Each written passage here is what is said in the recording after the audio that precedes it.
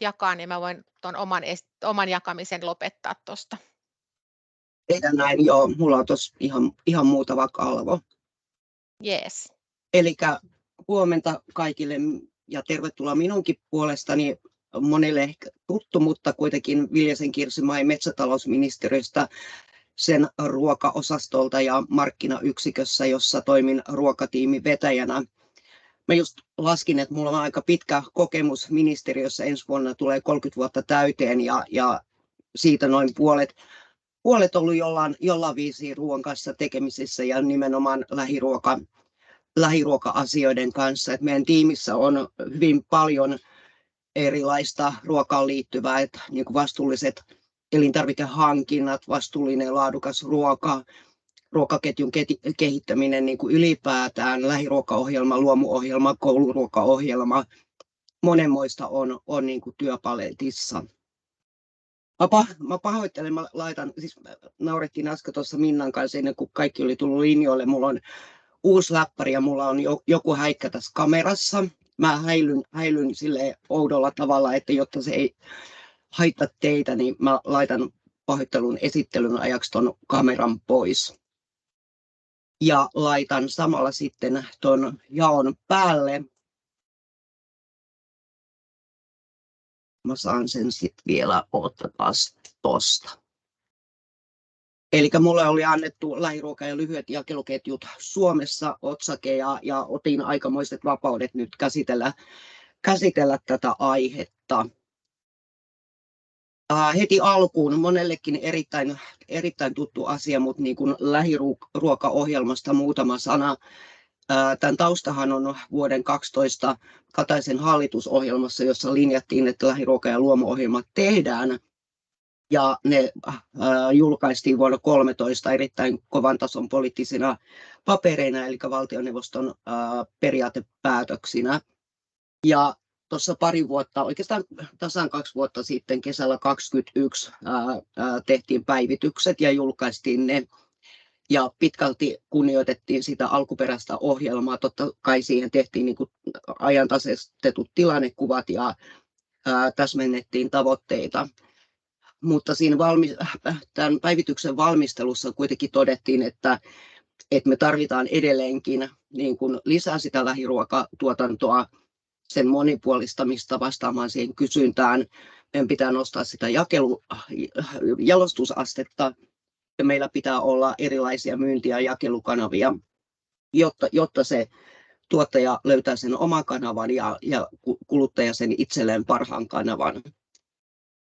Jotta meillä on ylipäätään niin kuin lähiruokayrittäjyyttä, sen toimintaympäristön pitää olla kunnossa, eli meidän pitää koko aika tsekata tuota lainsäädäntöä, että onko siellä jotain esteitä, mikä sen yrittäjyyden estää. Meillä pitää olla tarjolla neuvontaa ja päätöksenteon pitää perustua tutkimukseen.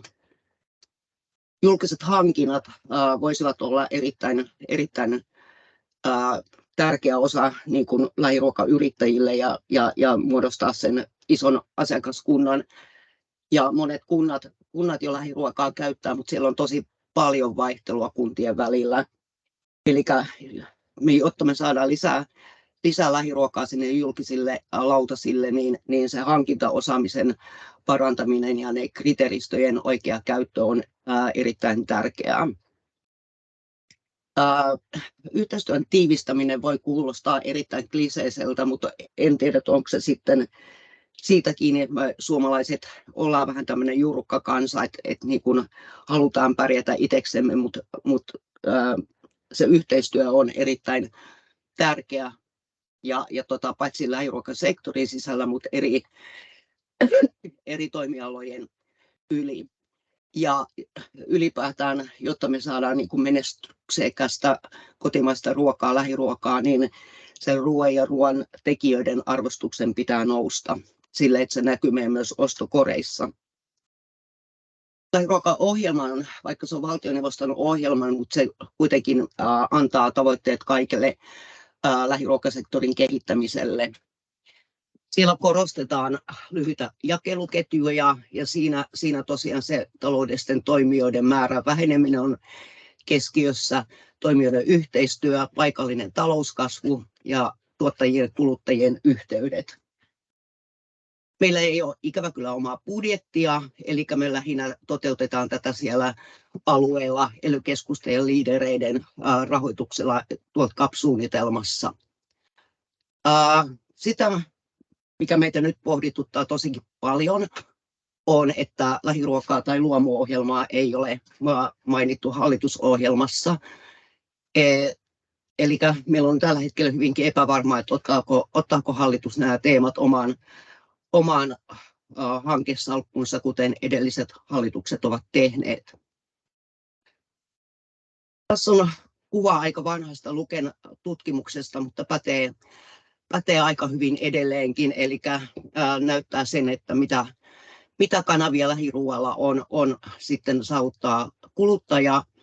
Eli suoramyynti on se kaikista lyhyin, ja nostaisin kyllä nuo rekotkin tuonne ylälaatikkoon, eli rekoissa se myynti tapahtuu suoraan tuottajalta tai jalostajalta. Meillä on erilaisia yritysten yhteisiä myymälöitä, myymäläautoja, nettikauppoja, ravintolat, julkiset ruokapalvelut, vähittäiskauppa, eli meille kaikille hyvinkin tuttuja asioita. Mistä sitten kuluttaja sen lähiruokansa ostaa? Taloustutkimus tekee Suomi syö-tutkimusta, ja siellä on erikseen tämmöinen lähiruokaosio, ja kesän tuloksia näkyy seuraavissa kalvoissa. Eli lähiruokaa ostetaan eniten ihan tavallisista ruokakaupoista ja niiden verkkokaupoista. Torilta yli 70%, suoraan tuottajilta, valmistajilta yli puolet, kauppahalleista 43%, lähes 40% lähiruokamyymälöistä, rekoista melkein 20% ja muista ruokapiireistä noin 13%. Tämän samaisen tutkimuksen mukaan se kotimaisuuden arvostus on korkea, se on pikkusen laskenut, mutta erittäin korkea edelleenkin, eli 74% vastaajista pitää tärkeänä, että syö kotimaista ruokaa, ja lähes 8% ostaa mieluiten elintarvikkeita, jotka suomalainen yritys on valmistanut. Ja vaikka siellä on kautta linjan niin kuin alenema näissä tuloksissa, niin melkein 40% kuluttajista ostaa lähiruokaa vähintään viikoittain, ja 26% ostaa lähiruokaa aina hintaa katsomatta, ja tämä on mun mielestä erittäin kova luku. 65% kuluttajista on sitä mieltä, että tieto tuottajasta tekee lähiruoasta kiinnostavan, eli korostaa sitä, että halutaan tietää, kuka sen ruoan on tehnyt ja mistä se ruoka tulee. Ja yli 20% kuluttajista aikoo lisätä sitä lähiruoan ostamista seuraavan vuoden aikana. Tämä Suomi syö-tutkimus on samoilla linjoilla monen muun tutkimuksen kanssa. Eli se tärkein lähiruoan ostoperuste on tukea sitä lähialueen tuottajaa ihan suoraan. Ja samalla nähdään sen lähiruoan merkitys niin kuin aluetaloudelle. Lähiruokatuotteet koetaan tuoreiksi, niiden laatuun luotetaan, ne koetaan, että ne on ilmastoystävällisiä, ja sitten lähiruoan koetaan antavan niin kuin tietyllä tavalla elämyksiä, haetaan paikallisia erikoisuuksia. Täällä korostuu sitten se oman alueen ruokakulttuurikin, että varmaan lähiruokayritykset pystyy tekemään itselle tuttuja ruokakulttuurisesti tärkeitä asioita, mitä ei välttämättä sit muilta alueilta saa. Suoramyynnistä kun on kyse, niin on ostettu myös tänä vuonna Kanttarilta maatilojen kehitysnäkymät -tutkimus, ja siellä on erikseen lähiruokaosio. Ja noin vähän alle 3000 maatilaa harjoittaa omien tuotteiden suoramyyntiä. Lähes 1000 maatilaa harjoittaa elintarvikkeiden jatkojalostusta, ja sitten vielä erikseen poimii tuohon, että luomukasvitilat, niin heillä se suoramyynti on selvästi yleisempää kuin muilla tiloilla. Noin viidenneksellä suoramyyntiä harjoittavista tiloista se tulojen osuus on, tai suoramyyntitulojen osuus on yli puolet. Ja täällä korostuu nimenomaan sit pienet tilat. Ja sitten taas toisaalta yli puolella tai lähes puolella, niin se suoramyynti on aika marginaalista, että sillä ei ole sen tilan tulojen muodostuksen kanssa hirveästi merkitystä. Ja lähes 700 maatilaa suunnittelee suoramyynti-investointeja seuraavan 5 vuoden aikana. Ja täällä on tosiaan paitsi ne jalostustoiminnan investoinnit, mutta myös myyntitilojen investoinnit. Mutta siellä on tosi paljon vaihtelua eri tuotteissa, että mitä myyntikanavia käytetään. Et suoramyynnissä korostuu aika automaattisesti sitten juurekset, vihannekset, marjat, lampaanliha, kananmuna, perunat. Julkisista hankinnoista on ihan tavoitetasolla, kuten näitte, niin lähiruokaohjelmassa, mutta mä haluaisin nostaa esiin, nyt mun hiiri ei toimi. No. Aina silloin tällöin se siellä ruudulla vilahtelee, mutta... Mulla meni jumiin koko esitys. No niin. Näettekö te nyt? Eli mä haluaisin erikseen nostaa ruokamatkailun lähiruoan mahdollisuuksina. Et tosiaan ruokamatkailu on yksi näistä matkailun kasvavista trendeistä ja siellä haetaan nimenomaan sitä paikallisuutta, paikallisruokaa, paikalliskulttuuria ja tämän mä haluaisin niin kuin laittaa silleen huutomerkillä, että niin kuin ruokamatkailu, sen kehittäminen antaa myös lähiruoalle todella paljon mahdollisuuksia. Et oikeastaan tässä oli se, mitä ajattelin ja ajatuksia teille jakaa. Ja tosiaan nämä on ihan tämän kesän tutkimustuloksia, mitkä tuossa näytin. Jos on kysymyksiä, niin niihin on varmaan nyt aikaa. Kyllä, ehdottomasti. Jos joku haluaa kysyä, niin nostaa kättä tai sitten kysyy rohkeasti.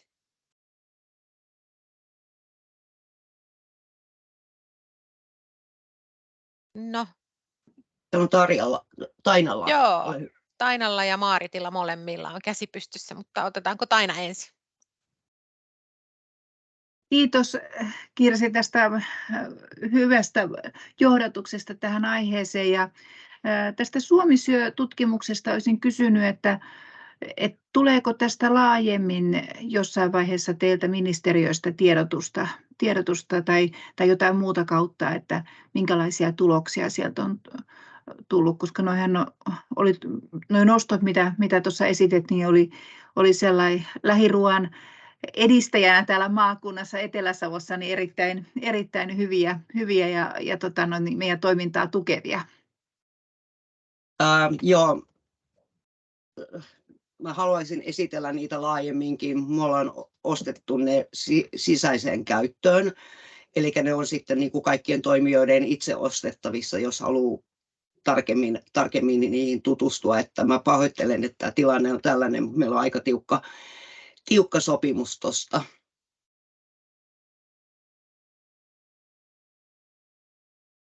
Joo, muistaakseni oliko nämä taloustutkimuksen tekemät tutkimus ja todellakin niin tulokset on maksullisia. Joo, taloustutkimus ja sitten maatilojen kehitysnäkymät on sitten taas TNS-kanttarin. Niin just, joo, kyllä.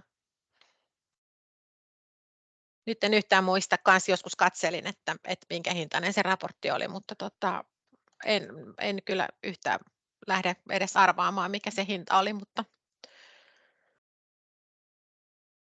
okei. Sitten hei Maarit, sulla oli kanssa siellä käsi pystyssä. Moi moi, näkyykö? Saa kuulua ja näkyä. Kiitos Kirsille hyvästä esityksestä ja mun kysymys on se, että ensimmäinen kysymys, että saadaanko mä toi esitys? Joo, saatte. Joo, ja toinen kysymys on se, että näin tuottajan näkökulmasta niin tavoitteet on usein tosi hyviä, mutta se implementointi sitten käytäntöön jää hyvin vajavaiseksi.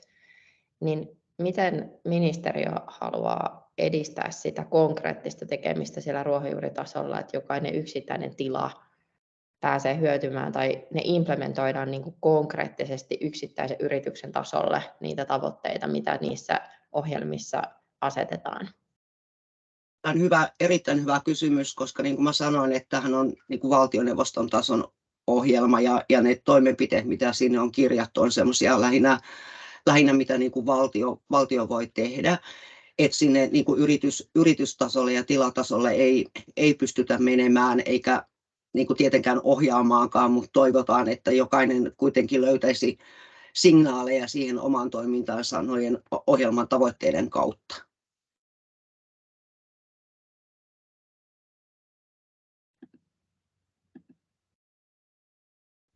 Saanko vielä kommentoida tätä? Joo, ilman muuta. Mä luin Saksan vetystrategiaa, on tällä hetkellä täällä Saksassa, ja siinä oli tosi mielenkiintoinen kohta sellainen, jossa oli kuvattu se saksalainen vetytalouden kehitys tavallaan niin kuin ministeriö tai Bundestagin tasolta, miten se implementoidaan käytäntöön. Ja siellä oli ihan tällainen niin kuin työryhmä, joka koostui johtavista yritysjohtajista ja sitten johtavista poliitikoista, joiden tehtävä on huolehtia siitä, että kun asetetaan vaikka vetystrategia, niin se implementoituu käytäntöön.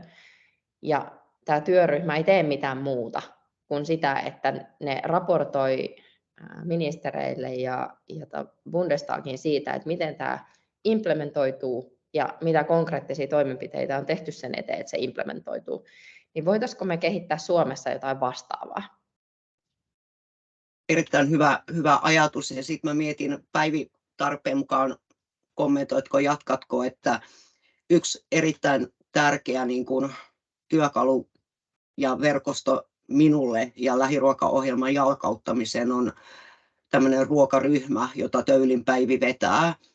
Ja siinä on sitten niitä kehittäjiä eri maakunnista, jotka vastaa siellä omalla alueellaan sen maakunnan niin kuin ruoka-alan kehittämisestä, lähiruokasektorista, niin se on ollut erittäin hyvä vuoropuhelu toimia niin kuin sitten lähiruokaohjelmalla, koska itse mä en siellä maakunnassa hirveästi pysty työtä tekemään, mutta Päivi, haluatko jatkaa ja kommentoida? Joo, hei vaan kaikille.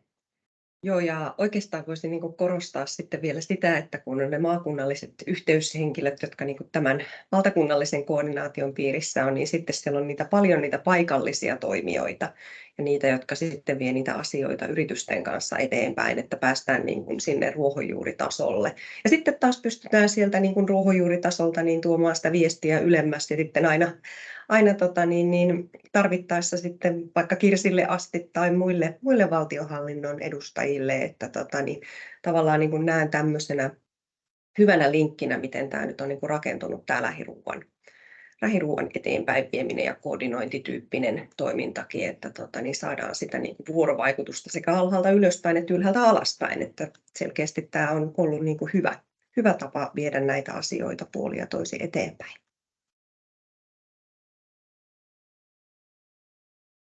Hyvä. Kiitos paljon, Kirsi ja Päivi. En ainakaan näe, että kenelläkään enää olisi käsiä pystyssä, niin me voitaisiin sitten mennä tuohon AgroBridges työkalupakin esittelyyn. Eli mä aloitan ja Sari sitten jatkaa. Mä täältä jaan taas jaan täältä näyttöä, niin toivottavasti näette. Eli mä ajattelin tämän ihan esitellä täältä. Tämä on nyt ihan julkisesti saatavilla meidän hankkeen nettisivuilta. Eli tämmöinen kuin agrobridges.eu-sivulle kun menee, niin siellä on AgroBridges Toolbox ja sieltä ne työkalut löytyvät. Ja sen verran täytyy sitten, kun sinne työkalupakkiin menee, niin sinne pitää rekisteröityä, eli luoda tunnukset sinne työkalupakkiin. Ja no mä oon nyt tänne rekisteröitynyt, mutta tässä kuten tulette huomaamaan, täällä voi olla vähän kömpelyyksiä suomen kielessä. Tämä työkalupakki on käännetty 12 kielelle. mukaan lukien Suomi, niin tässäkin, missä mulla lukee nyt kirjautua ulos, niin sitten siinä lukee rekisteröidy, niin siitä pystyy itsellensä ne tunnukset luomaan. Ja tosiaan sitten kielen pääsee vaihtaa. Tässä on niin kuin mikä se on? Ensisijaisesti tässä on se englannin kieli, mutta sitten tältä valikosta pystyy valitsemaan tämän suomen kielen. Ja AgroBridges-hankkeessa tosiaan tuossa aluksi kerroinkin, että tämä on ollut 3-vuotinen hanke, alkanut vuoden 2021 alussa ja nyt loppuu sitten tämän vuoden loppuun mennessä. Ja nyt me tehdään kovasti tätä tämmöistä disseminointia, eli tästä viestitään tästä työkalupakista ja näistä työkaluista, mitä on kehitetty. Ja näitä aivan alkuun me lähdettiin tekemään haastatteluja, että minkälaisia työkaluja niin kuin siellä kentällä tarvitaan, ja nyt pyydän sitten huomioimaan toki, että kun on EU-hanke, jossa on 11 maata ja 15 partneria, niin nämä työkalut on muotoutunut sitten niin kuin sellaisesta yhteisestä konsensuksesta, että mitä tässä niin kuin kaikkien partnerimaiden niin kuin, haastatteluista nousi esiin, että minkälaisia työkaluja tarvitaan. Samoin nämä työkalut on pääosin sellaisia, että nämä on niin kuin kaikille partnereille, eli näitä ei juurikaan ole sovellettu sitten kuhunkin maahan, että käännökset on tehty. On toki joitakin työkaluja, esimerkiksi tuo, mitä Sari tuossa sitten myöhemmin esittelee, niin sitä on sitten niin kuin, kehitetty niin, että se soveltuu sitten paremmin myös niin kuin Suomeen, ne tulokset, mitä sieltä työkalusta saa. Työkaluja on tehty, me on jaettu nämä digitaalisiin työkaluihin, viestintämateriaaleihin ja sitten koulutusmateriaaleja ja tapahtumaoppaat. Ja jos mä lähden nyt käymään tästä noita digitaalisia työkaluja, mä en pysty näitä millään kaikkia esittelemään kauhean perinpohjaisesti, mutta kerron, mihin nämä työkalut on tarkoitettu, ja sitten voitte itse tosiaan käydä niitä läpi. Sari esittelee tämän päätöksentekotyökalun, mä en nyt mene siihen lainkaan. Meillä on tämä tämmöinen verkostoitumistyökalu AgroBridges Net, ja näytän sen täältä. Eli tämä työkalu on tarkoitettu sellaiseen, että tuottajat pystyvät esimerkiksi tekemään yhteistyötä. Eli tänne voi luoda oman yrityksensä profiilin. Täällä nyt on paljon erilaisia, koska tämä on ollut meillä testauksessa, niin tänne on laitettu näitä yrityksiä. Ja täällä on myös sitten näitä, tilat on ehkä huono suomennos, mutta täällä on niin kuin fasiliteetteja. Eli yritys voi tänne laittaa, että minkälaisia fasiliteetteja hänellä on täällä tarjota. Esimerkiksi, tämä on ehkä huono esimerkki, en tuotantoa ja viljelyä ehkä niin paljon ymmärrä, mutta esimerkiksi jos mulla on se puimuri siellä kalustenvajassa hallissa, missä se onkaan, ja mä käytän sitä itse vaikka tietynä ajankohtana. Puiminen on tietysti huono esimerkki, koska puintikelit on kaikille varmaan samaan aikaan yhtäläiset, mutta esimerkiksi tänne mä voin laittaa sen puimurin, että minä itse tarvitsen sitä näinä ja näinä päivinä, ja jos joku haluaa, niin hän voi sitä sitten multa lainata ja kysellä. Ja sitten täällä on tällainen pyynnöt, eli tänne voi sitten taas laittaa niitä pyyntöjä, että hei, mä tarvitsisin nyt jonkun välineen, mikä se voisi olla, mikä tulee mieleen, että tarvitsisin nyt hetkeksi, itselläni ei ole, mutta olisiko jollain tässä lähistöllä lainassa. Täällä pystyy nyt suodattamaan niin kuin maan mukaan, tässä näkymässä näkyy kaikki pyynnöt, mutta jos me suodataan Suomen mukaan, niin täällä niin esimerkiksi on tällainen testikeissi, mikä on tehty, että halutaan yhteistyökumppaneita vaikka marjan myyntiin. Eli kun on marjasesonki, niin etsitään sitten siihen niitä, jotka voisi sitten tulla mukaan. Tai sitten täällä on eri kategorioita, minkä mukaan näitä voi. Näköjään kategoriat ei ole kääntyneet suomeksi jostain syystä, mutta kuten sanoin, niin täältä voi löytyä tällaisia pieniä käännösbugeja vielä, joita tässä sitten tämän viimeisten kuukausien aikana sitten korjataan.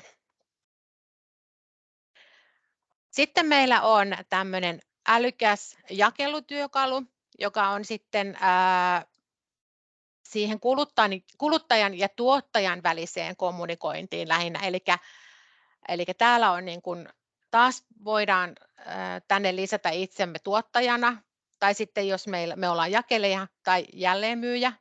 Ja sitten täällä voidaan tehdä pyyntöjä, eli kuluttajat voi tehdä pyyntöjä tänne, että no nyt meni Puola tuossa suomeksi. Eli jos meillä on joku tarve jollekin tuotteelle kuluttajana, me voidaan se tämmöiseen työkaluun laittaa ja täältä sitten tuottajat voi sitten ottaa, että okei, nyt mä haluan niin kuin ottaa yhteyttä tähän, joka haluaa näitä perunankuorintaveitsiä. No ehkä tämä nyt on huono esimerkki täällä, tämä on myös yksi testikeisseistä, nämä täältä katoaa nyt tässä syksyn aikana.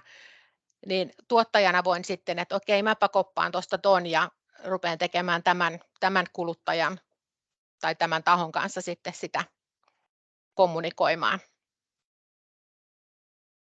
Hei, jos teille tulee jotain kysymyksiä, niin kyselkää vaan, niin voidaan toki siellä lopuksikin käydä, mutta jos tulee niin kuin tässä, niin saa ilman muuta keskeyttää ja kysyä.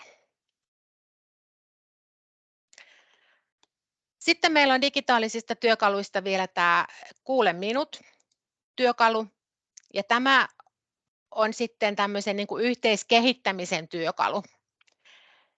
Eli täällä voi joko tuottaja testata kuluttajilla tai muilla tuottajilla liikeideoita. Onkohan täällä nyt mitään? Katsotaan. Se oli ihan tyhjä. Katsotaan, jos mä saan täältä niin kuin englanninkielinen tuolla. Se on ihan tyhjä. No, mutta kumminkin täällä on tarkoitus se, että jos sulla on joku idea vaikka jostakin uudesta toimintamallista, miten saataisiin tuotteita lyhyen elintarvikeketjun kautta, niin sen voi tänne laittaa ja täältä sitten kuluttajat tai tuottajat voi sitten käydä niin kuin kommentoimassa sitä tai sitä voidaan yhdessä sitten jalostaa. Täällä on, no nyt nämä on tyhjentänyt kaiken täältä jo. Katsotaan, löytyykö täältä muilla kielillä. Viimeksi kun mä kävin katsomassa, niin täällä oli kaikki tallella, voi ei.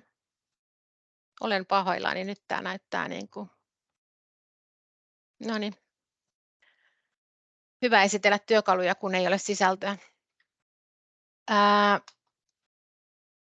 Mutta tässä on myös, että kuluttajat voi nostaa jotain, jos he ovat vaikka jossain, me käytettiin esimerkkinä tällaista, että jossain reissullansa törmänneet johonkin, mikä heidän mielestään oli hyvä ajatus, että miten paikallisia tuotteita on ollut vaikka jossain esillä, niin he voivat ehdottaa, että jos se sopisi vaikka tänne meidän Suomeen ja voisi sitä niin kuin täällä sitten myös kokeilla. Täällä on myös sitten ohjeistuksia siihen, että miten tehdä joukkorahoituskampanja ja sitten täällä voi luoda uuden tämmöisen kampanjan. Ja toki sitten oma profiili, mistä voi löytää sitten ne, mitä ideoita itse on tehnyt tai sitten voi valita suosikeiksi jotain ideoita. Mennään takaisin työkaluihin. Sitten meillä on viestintämateriaaleja.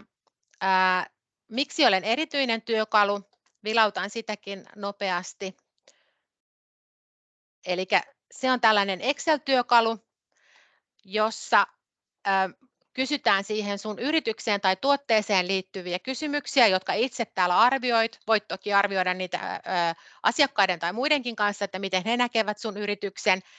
Ja tämän tarkoituksena on löytää tavallaan sille sun yritykselle sellaisia erityisyyksiä, myyntivaltteja.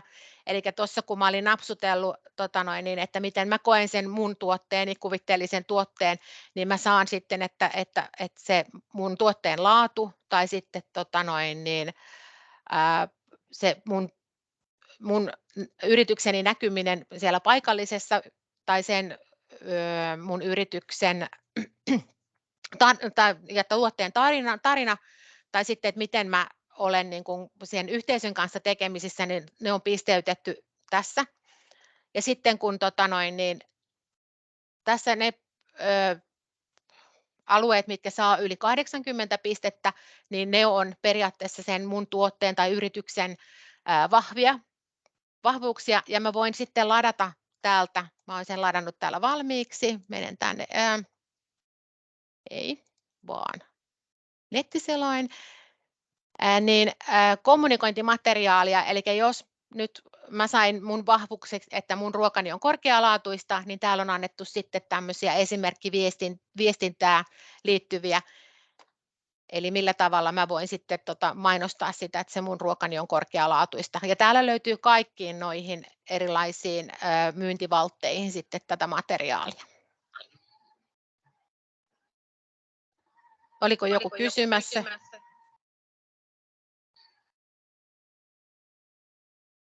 Mä kuulen taas oman ääneni kaikuna. Onkohan siellä jollain mikrofoni auki?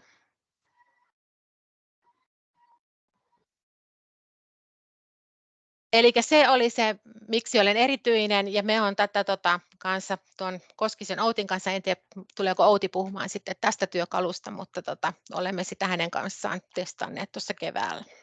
Ja toki muidenkin kanssa, mutta hän on täällä nyt ainakin tänään paikalla.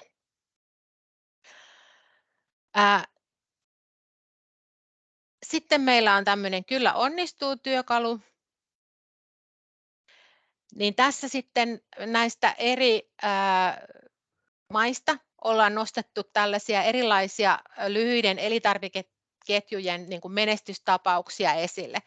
Eli tästä on tehty sekä video, näillä videoilla esitellään ne lyhyet klipit niistä menestystapauksista, ja sitten täällä on tällainen raportti tai mikä dokumentti niistä, jonka voi joko lukea täällä selaimesta tai sen voi ladata omalle koneellensa. Eli Suomesta täällä esimerkiksi nostettiin nuo ruokapiirit sellaiseksi menestystapaukseksi, mitkä meidän mielestään poikkeaa hyvinkin vahvasti niin kuin muusta tavasta niin kuin tehdä sitä lyhyttä elintarvikeketjua tiettäväksi.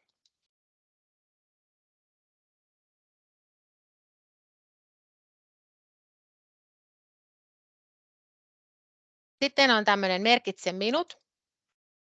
Tässä taas annetaan ohjeita, että millä tavalla, mitkä on ne EU-säädökset siihen lähiruokatuotteen, lyhyen elintarvikeketjun kautta myytävän tuotteen merkitsemiseen, eli täältä löytyy kanssa opas. Ja sitten täällä, eipä se olekaan vielä näköjään tuotu tänne, täytyykin kysyä, koska meillä on myös niin kuin jaossa semmoinen template, että millä tavalla sen etiketin voisi tehdä. Mutta täällä näkyy olevan tämä opas, eli tältä oppaasta täällä on annettu sitä ohjeistusta siihen, että millä tavalla tehdään, miksi pitää merkitä, mitä tietoja siinä merkinnässä pitää olla, ja sitten myös vähän sitä ohjetta, että millainen se merkintä voi olla.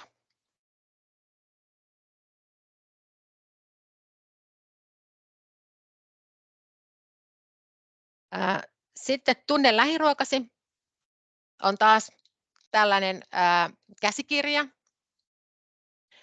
jossa niin kerrotaan siitä lähiruuasta, mutta täällä on myös sitten tämmöistä koulutusmateriaalia, eli lähinnä voisin kuvitella, että tämä soveltuu nuorempien lasten kouluttamiseen, tämä materiaali, mitä täällä on, mutta se, että mitä se lähiruoka, lyhyet elintarvikeketjut tarkoittaa, ja mitkä on niitä erilaisia liiketoimintamalleja sen ympärillä, ja sitten myös tosiaan sitä koulutusmateriaalia, että mitä siitä voi sitten kertoa tuolla lapsille ja nuorille koulussa.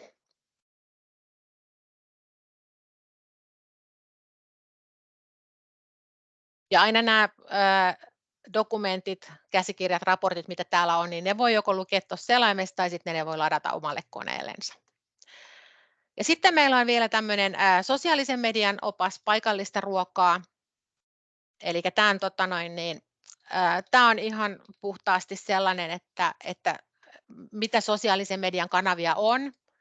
Täällä on kerrottu Facebookista, LinkedInistä, Twitteristä, no Twitter olisi pitänyt muuttaa varmaan X:ksi täällä, ja sitten Instagramissa. Ja täällä on myös sitten kerrottu vähän, että mitä se voisi olla ne viestit, mitä sinne laittaa. Eli tänne on koottu tuommoista 10 avainviestiä, jota voi käyttää näistä lyhyistä elintarvikeketjuista, jota voi käyttää toki sitten tietysti omasta tuotteestansa sitten näihin niin kuin lisäten sitten siihen markkinointiin. Ja myös kerrottu vähän, että mistä voidaan löytää kuvia. Ilmaisia kuvapalveluja on, niin kuin, jos ei nyt omista kuvista löydy, niin sitten mitä voi käyttää.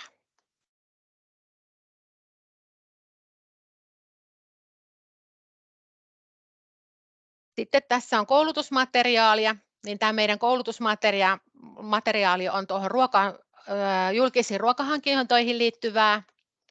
Ja täällä on tehty sekä tuottajalle oma opas. Täällä on taas video, minkä voi katsella noista, että mikä on se laillinen tausta tämmöiselle ja ruokahankinnoille, mutta myös sitten se, että on niin kuin tuottajalle eli yksityiselle sektorille tämmöinen opas täällä ja sitten myös niin kuin julkiselle sektorille. Ja näistä mun täytyy nyt sanoa, että lähiruokaohjelma on tehnyt ihan hirmuisen hyvää työtä näissä hankintaoppaissa ja hankintoihin liittyvässä materiaalissa, niin tämä opasta on aika yleistä materiaalia siihen ja tämmöistä yleistä EU:n, mutta tänne oppaan perään on koottu sitten linkkejä, mitä sitten niin kuin Suomessa on sitten tämän hankintojen ympärillä niin kuin tehty, niin täältä löytyy niitä.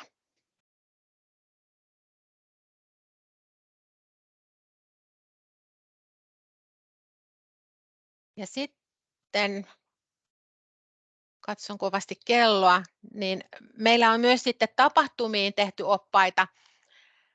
Eli meillä oli tämmöinen kuin Let's Meet-tapahtuma, eli voi järjestää erilaisia tapahtumia. Ja ne on jaettu täällä, että jos järjestää avoimet ovet tai tehdään sitten näistä elintarviketoimijoista, tuottajista, mistä tahansa sankareita, kulinaarinen tapahtuma tai tuottajatapahtuma, ja näihin liittyy aina sitten ohjeita, että miten järjestää tällaisen tilaisuuden, mutta myös sitten täältä voi ladata paketin, jossa on niin kuin, pohja siihen, että jos haluat tehdä siihen ohjelman tai kutsun sosiaalisen median mainoksen, niin niitä löytyy täältä sitten sen tapahtuman järjestämisen avuksi.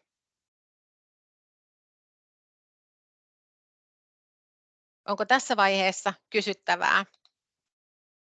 Tämä on hirveän hankalaa tässä esitellä, kun ei näy yhtään omaa yleisöänsä, että kenelle esiintyy, kun näkee vain tämän jaetun tiedoston. Jos ei tähän hetkeen mitään, niin koppaatko sä, Sari, tästä nyt sitten ja esittelet tuon päätöksentekotyökalun? Joo, kiitos Minna. Mä voin jatkaa. Haluatko sä esittää omalta? Niin? Joo, mä jaan täältä pieni hetki.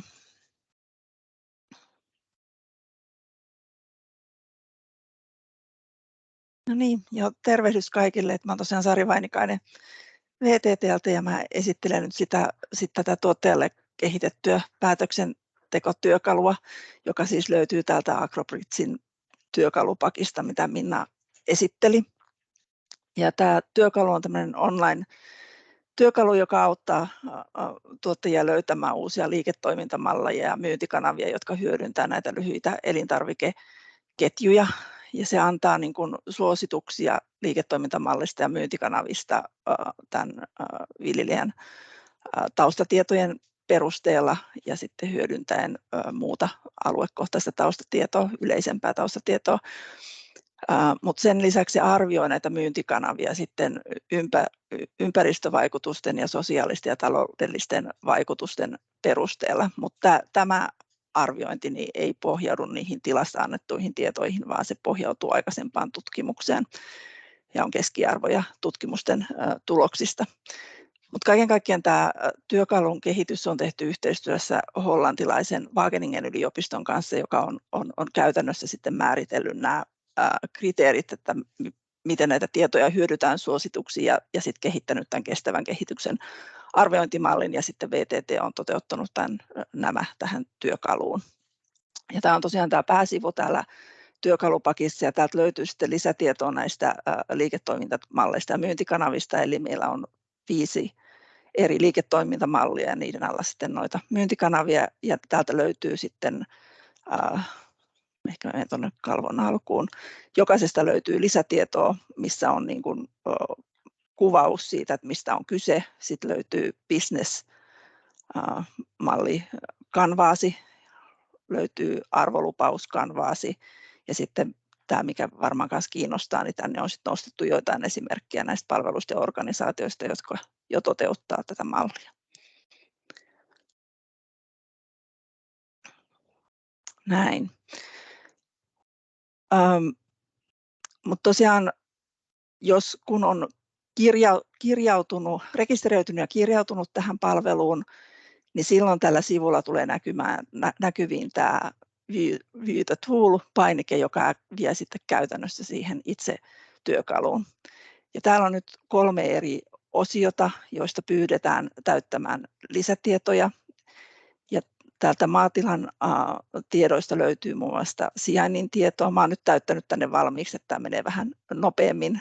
Sitten on etäisyyttä vähän erilaisiin kaupunkeihin. Ja aina kun painaa OK, niin sitten ne tiedot tallentuu.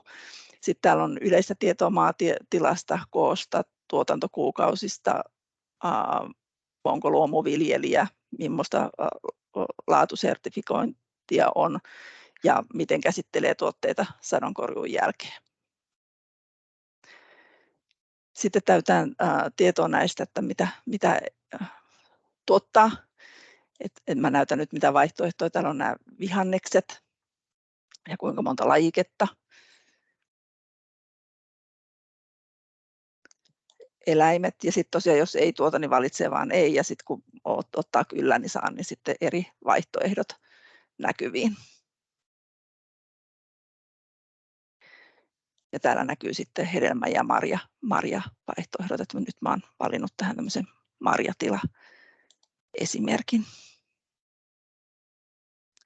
Sen lisäksi kysytään tietoa erilaisista aktiviteeteista, mitä jo tällä hetkellä tehdään, että missä myy jo tuotteita tällä hetkellä tai tarjoako esimerkiksi peltoja yhteisviljelyyn tai mahdollisuuksia itsepoimintaan.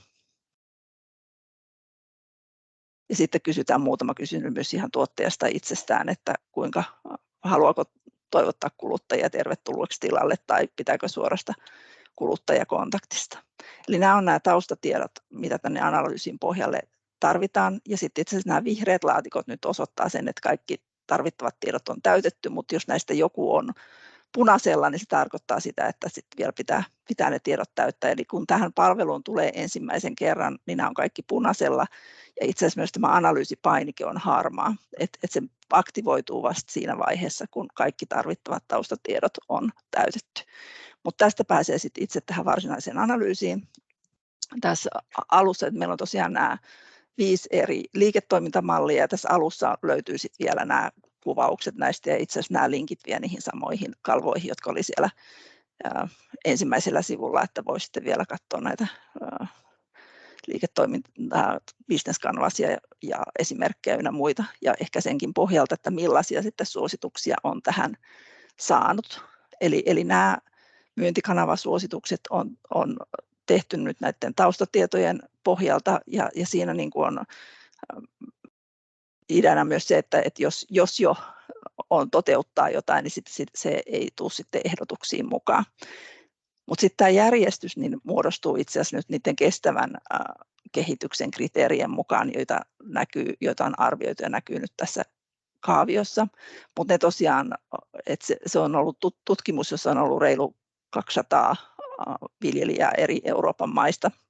Ja heidän vastausten perusteella on sitten laskettu keskiarvoja ja niitä käytetään nyt sitten näiden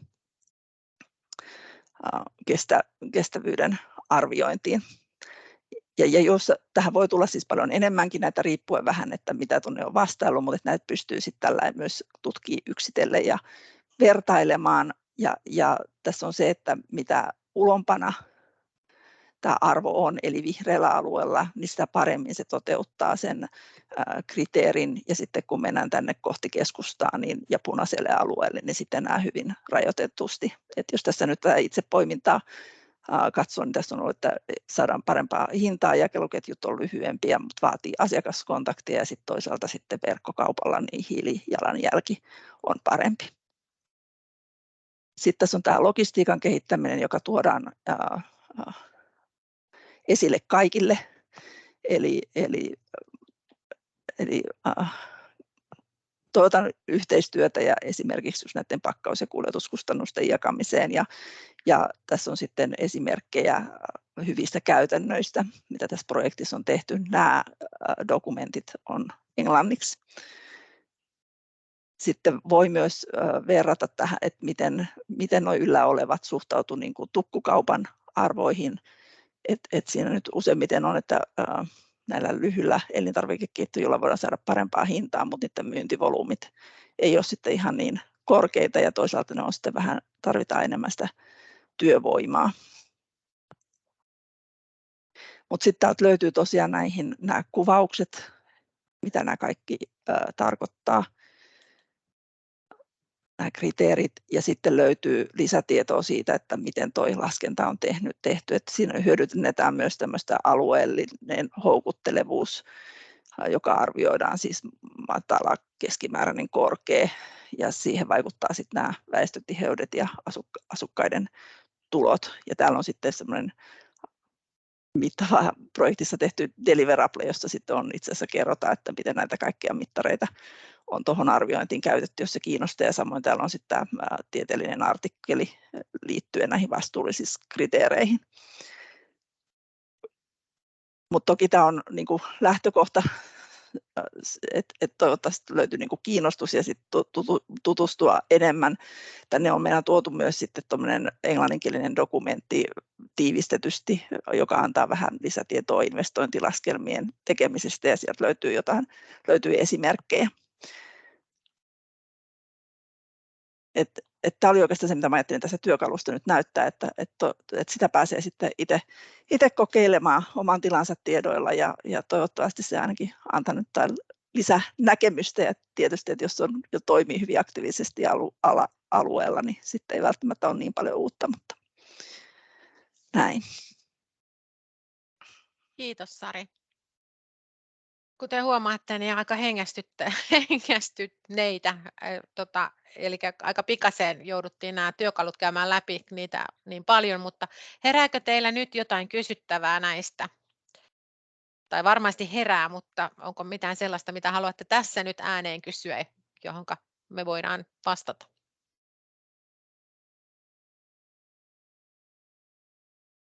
Päivi ainakin nosti käteensä.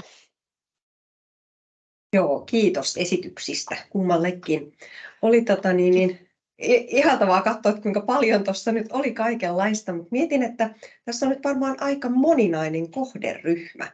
Eli tavallaan kun siellä on niitä kuluttajia ja on tuottajia, yrittäjiä ja sitten ihan sieltä tavallaan ammattilaistenkin puolella, että minkälainen ajatus tai miten tätä asiaa nyt saadaan levitettyä ja tietoisuuteen, että tämmöinen on, koska täällä on nyt todellakin mun mielestä hyvin pitkällekin kehitettyjä työkaluja, mutta sitten tosiaan, että löydetäänkö niitä, niin se varmaan on sitten se yksi haaste. Me olemme siihen nyt tässä loppuvuoden aikana pistämässä kovin paukkuja, että nämä löydettäisiin. Tämä nyt toki oli niin kuin yksi tilaisuus. Mä kävin jo tuossa pari viikkoa sitten seisomassa Kauhajoen ruokamarkkinoilla messuständillä, mutta aika moni ehkä tietää sen messukäyttäytymisen, että jos siellä on tutkimushanke esillä, niin se saa semmoisia altakulmain sellaisia katseita, mutta aika vähän sinne porukkaa niin kun uskaltautui tulemaan mun kanssa juttusille, mutta ne, joiden kanssa juttelin, niin ne oli kyllä ihan hedelmällisiä juttelutuokioita, ja toki aika paljon tuottajapäästä tuli ehkä sitä palautetta, että työkalut vie aina aikaa ja niiden käyttöönotto vie aikaa, ja sitä ei välttämättä tuottajapäässä ole, mutta toivotaan kyllä, että näistä nähtäisiin ainakin se joku hyöty sielläkin päässä, mutta tosiaan sitä disseminointia me tässä tehdään, Ja toivotaan, että myös sitten, kun tässäkin on tuottajajärjestöjä, että jos he ottaisivat näitä niin sanotusti levittäisivät tietoa näistä. Ja sitten tietysti Päivi, sullakin on varmasti hyvä rooli tässä olla viemässä näitä työkaluja sinne Aito ja Makuja -sivustolle. Ja olet sitä jo tehnytkin, totta, että olet hanketta siellä mainostanut ja meillä on ollut myös sitä yhteistä tilaisuutta ja muuta, niin kyllä. Mutta ihan oikeassa olet, että jollakin tavalla sitä niin kuin sanoa näistä työkaluista pitäisi saada eteenpäin.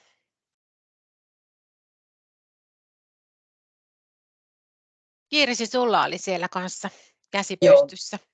Joo, oikeastaan ihan samaa kuin Päivi, eli niin kuin erittäin mielenkiintoiselta vaikuttaa ja aion käyttää myös aikaa että niin kuin tutkia että siellä on todella iso kokonaisuus, mutta itselle kanssa tuli ensimmäisenä iso huoli, että niin kuin nimenomaan millä sen saa, että siihen pitäisi kyllä kaikki niin kuin maaseudun tulevaisuudet ja noi MTK:n aluepiirit niin kuin sitten valjastaa tämän jalkauttamiseen, koska kuitenkin tämmöinen iso KV-hanke niin on aika kaukana siitä tuottajasta, saati kuluttajasta. Mutta tavallaan niin kuin pikahuomio tuosta tosi mielenkiintoisesta materiaalista niin, ja harras toive, että jos niitä otsakkeita millään pystyy muuttaa, koska ei mulla tulisi niin kuin, tavallaan se, mä muistan nyt mikä termi oli esimerkiksi siinä pakkausmerkintäjutussa, että se otsikko ei kerro yhtään mitään siitä sisällöstä, että mikseikö siinä voisi olla niin kuin lähiruoan pakkausmerkinnät niin kuin otsikkona. Joo. Tai niin kuin tämän tyyppistä, että tämä niin kuin hartaana toiveena, että jos niitä pystyisi muuttaa siellä suomenkielisellä sivustolla yhtään informatiivisemmaksi, että, niin kuin, että mä pelkään, että se hyvä sisältö jää helposti tai mennään siitä ohi, jos se otsikko ei kerro yhtään siitä, mikä se sisältö on. Totta, eli kyllä. Tämä teidän ryhmälle pohdittavaksi. Täytyy katsoa vielä, jos voimme niihin vaikuttaa. Se tosiaan, kun on Label Me, niin sitten se on suomennettu tylsästi merkitse minut. Suora suomennos niin sanotusti. Sanna laittoi kysymystä, että ylläpidetäänkö sivustoa esimerkiksi 3 vuoden päästä, niin meidän koordinaattori Glublan tuolta Kreikasta on lupautunut ylläpitämään tätä toolboxia ainakin se 5 vuotta. Oliko sulla, Sari, jopa semmoinen mielikuva, että se oli 7 vuotta? Mutta näin, tämmöinen muistikuva mulla on. Joo, mutta toki siihen kyllä mennessä sitä voi jo vanhentuakin. Kyllä, joo. Että kyllä joo, tätä ylläpidetään niin kuin meidän koordinaattorin toimesta.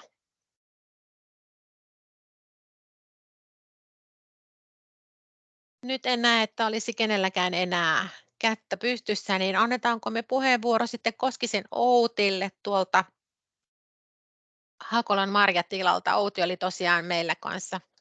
Olemme todella kiitollisia kaikille, jotka näitä työkaluja ovat meille testanneet ja antaneet palautetta. Ne on ollut tosi arvokasta meille. Niin. Mutta onko Outi vielä linjoilla? On. On, täällä ollaan. No niin, hyvä. Onko sulla, Outi, jotain jaettavaa vai haluatko? Mulla ei ole, mutta mä ajattelin, että jos sä löydät sieltä sen, miksi olen erityinen työkalu, niin senhän nyt voisi laittaa siihen sitten taustalle. Joo. Niin, minä avasin sen omalle tietokoneelle, mutta voisin vähän tietysti sen jakaa. Noin, laitetaan täältä jako päälle. Eli nyt teidän pitäisi nähdä se. Joo, ja tosiaan mä olen Koskisen Outi Hakolan marjatilalta, täältä Janakkalan Tanttalasta, Etelä-Suomesta, ja mä olin tätä Miksi olen erityinen työkalu nyt sitten arvioimassa, ja tehtiin niin kuin meidän tilan kannalta sitten tämä työkalun väittämät, ja tämähän oli tämmöiselle hämäläiselle, joka ajattelee, että ei tehdä tästä nyt numeroa, niin tämä oli aika erityinen juttu. Ja sitten mä pohdin sitä, että mä aluksi haluan kertoa teille, että mitä mä näen nyt, kun mä istun täällä meidän tuotantorakennuksen, tämmöisen 2-kerroksisen hirsirakennuksen yläkerrassa, joka on kokoustiloina ja juhlatiloina täällä yläkerrassa, ja sitten alakerrassa on sitten keittiö ja myymälä ja muuta. Ja koska mä hirveän harvoin jostain sattuneesta syystä, pienyrittäjällä on paljon töitä, en istu täällä itse yleensä täällä yläkerrassa, mutta nyt istun ja miksi tämä on nyt niin erityistä, niin on se, että kun mä katson tästä ympärilleni 2 ikkunasta, niin mä näen puidut viljapellot, mä näen auringonkukat parhaassa kukassa. Mä näen työharjoittelijan tuossa käylemässä ruohonleikkurin perässä. Työharjoittelija on Kiipulan ammattioppilaitoksesta ensimmäisessä työharjoittelussa. Ja ainakin jos näin kaukaa katsoo, niin ihan kuin olisi vähän hymy huulilla, että on mukava tehdä. Mä näen leikattuja vadelmarivejä, jotka odottaa ensi vuoden satoa. Sekin homma on tehtynä. Yleensä tämmöisellä yrittäjällä aina miettii, että kaikki työt on niin kuin puoliksi tehty tai tekemättä, mutta oikeastaan silloinhan ne on jo puoliksi tehtynä, että sekin on hyvä. Ja sekin on se, että miksi olen erityinen, on se, että kun on paljon kaikenlaista, niin kaikkeen ei kerki paneutua, mutta jos kaikkeen paneutuu jollain lailla, niin se riittää. Ja tässä työkalussa nämä kysymykset oli hyviä. Itse ei tule kaikkea edes ajatelleeksi näitä asioita, että minkälaisia merkityksiä näillä kysyttiin musta ihan semmoisia just semmoisia asioita, mitä itsekin tarvisi joskus aina kysyä. Niitä ei tule itse ajatelleeksi kaikkia, ja mikä on esimerkiksi yrityksen merkitys lähiyhteisölle ja yhteenkuuluvuudelle, minkä takia ne omat tuotteet on erityisiä ja mitkä on ne perinteet, yrityksen perinteet, koska se, että kaikkihan mitä me myydään, niin ne tarvitsee tarinan. Ja siinä oli, oliko siinä nyt sitten 7 eri osa-aluetta: korkealaatuinen ruoka, paikallisen tuottajan hyödyt, kasvuympäristö, tarina tuotteen taustalla, terveysnäkökohdat ja hyvä ravintosisältö, yhteiskunnalliset hyödyt ja kestävä ruoantuotanto. Ja noista ensimmäisistä osioista, korkealaatuista ruokaa ja paikallisen tuottajan hyödyt, niin tietysti tämmöinen pienyrittäjä ja kasvuympäristö, niin ne on ne tärkeät, minkä me ei tehdä muuta kuin sitä korkealaatuista ruokaa. Et se on se, minkä takia me täällä tehdään. Ja tietysti kun meidän tuotteet on pääsääntöisesti ruokaa, niin sehän on tietysti se, että se mahdollisimman lähelle halutaan sitten tarjota näille paikallisille. Ja sitten se kasvuympäristö niin kuin kokonaisuudessaan, että kun ne ihmiset tulee tänne tilalle, niin niille tulee sellainen olo, että ne näkee ja tietää, että mistä se ruoka oikeasti tulee. Ja samoin mä tunsin, että työkalun avulla niin näki semmoisen, että uskaltaa nostaa sitä omaa häntäänsä siinä omassa tekemisessä. Ja sitten taas toisaalta tässä saatiin tästä tarinasta tuotteen taustalla saatiin pienemmät pisteet, joka johtui oikeastaan pelkästään siitä, siihen mulla oli pikkusen vähän kritiikkiä, oli se, että täytyisi olla semmoinen 100-vuotinen tai 300-vuotinen tilan historia, jotta siellä saisi ne paremmat pisteet, mutta meidän tilan, tämä marjatila ja tämä on itse asiassa mun isän kotitila, että tämä on viljellyt kyllä tämä sama suku, mutta tämmöisessä muodossa niin tämä tilan historia on ehkä 16 vuotta ja sitten sitä ennen niin kuin se tarina niistä edellisistä sukupolvista, mutta se, että joka ikisellä tuotteella, mitä meillä täällä on, meillä on tosiaan viljaa, joista me sitten jauhatetaan jauhot ja tehdään mysliä ja hiutaleita ja suurimoita ja sitten meillä on marjoja, kaikkia muita, mitä Suomessa nyt viljellään, marjoja ja hedelmiä, paitsi haaskappia ja pensasmustikkaa, mutta kaikkia muita niitä on.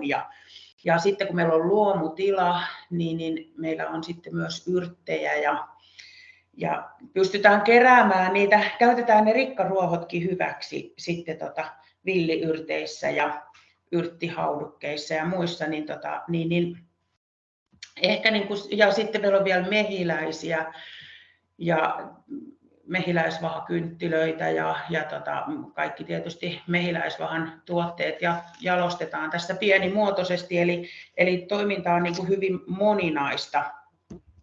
Niin nämä oli semmoisia asioita, että mitä ehkä täytyy tuossa aina tuommoisen työkalun keinoin välillä käydä läpi, jotta muistaa, mitä kaikkea sitten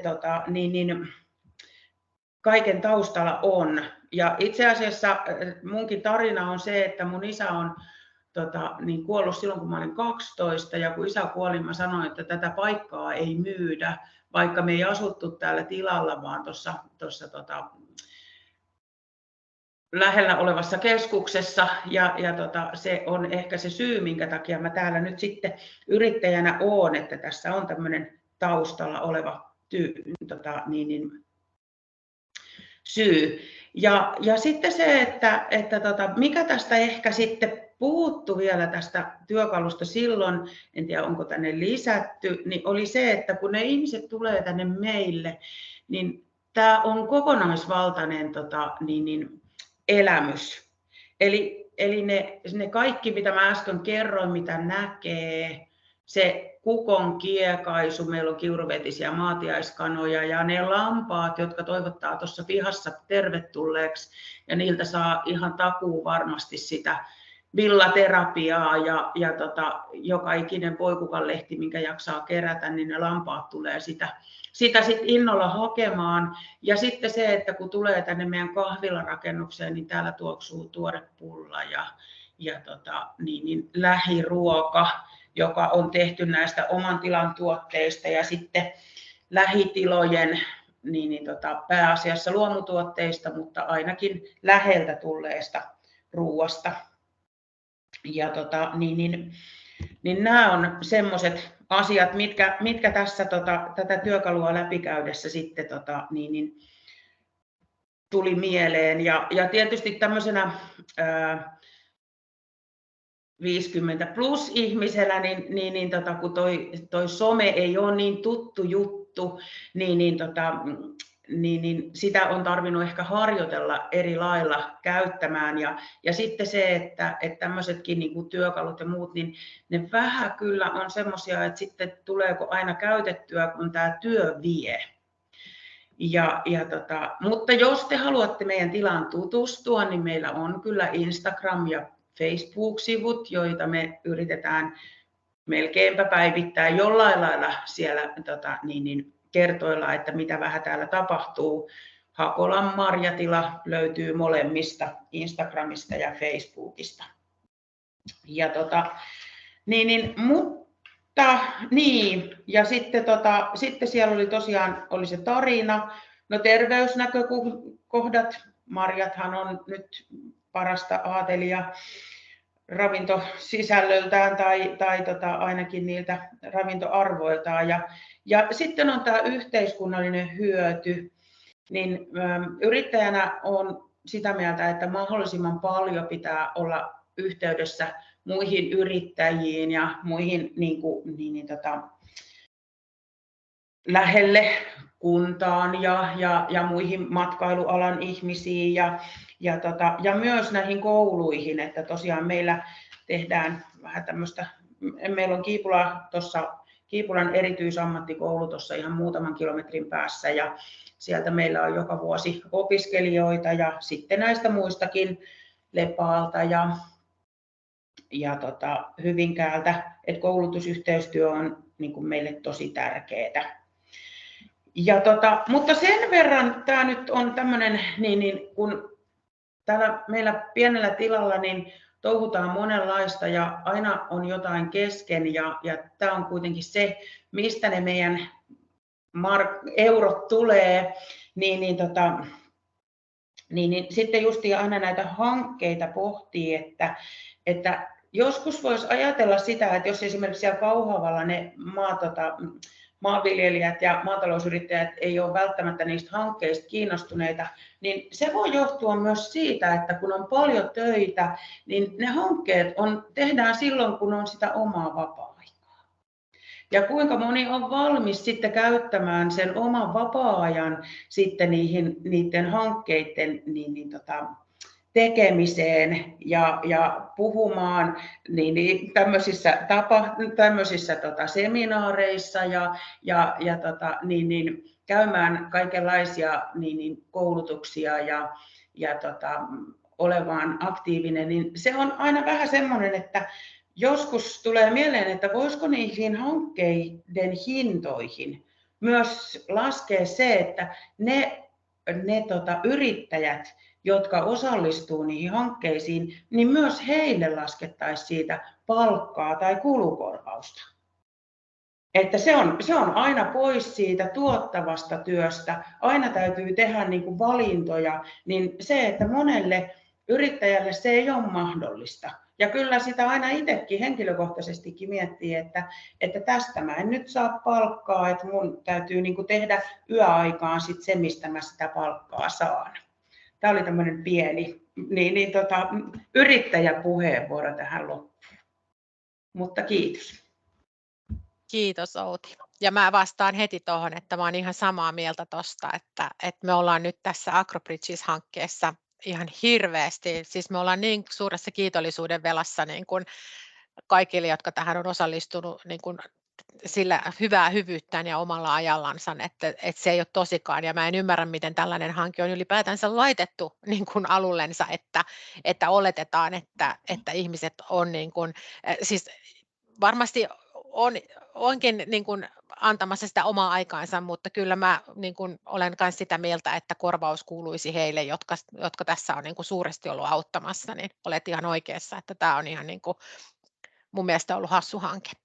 Mutta hei, mä pistän tuon jaon pois, niin mä näen, että olisiko siellä käsiä pystyssä, haluaisiko joku Outille sanoa jotain tai kysyä jotain.